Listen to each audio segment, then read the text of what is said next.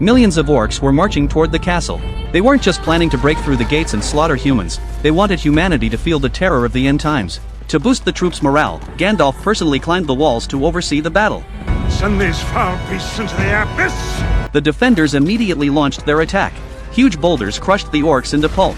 After several rounds of bombardment, the humans had the upper hand thanks to their superior position.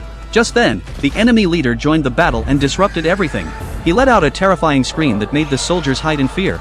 Seeing this, Gandalf immediately shouted orders, commanding everyone to hold their positions and keep attacking the orcs. As the catapults were destroyed one by one, the enemy reached the base of the walls. Despite the archers' desperate resistance, the enemy kept advancing.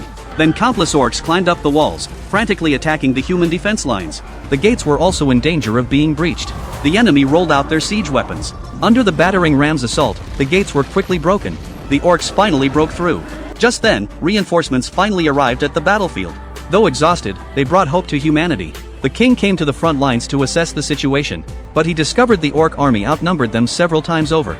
This frightened the cavalry, but facing humanity's life or death, every warrior was willing to give their life. Even the king personally joined the fight. As the charge horn sounded, the cavalry rushed toward the enemy camp. Though comrades kept falling, the warriors fought to the death. Their fierce spirit actually made the orcs feel fear.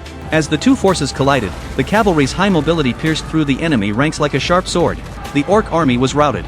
Just as the king ordered a pursuit, the horses suddenly sensed danger and stopped advancing. When the warriors saw the source of the fear, they discovered it was massive war elephants. As the enemy sounded their attack horn, the war elephants stomped onto the battlefield.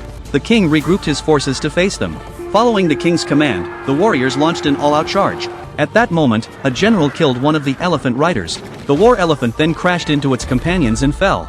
Others followed suit, defeating the war elephant unit. The orc army was forced back to the river to wait for reinforcements. When they saw pirates approaching, they thought it was time to counterattack. But it was actually the enemy. At their captain's call, the ghost army charged toward the orcs. Then the war elephants charged forward too.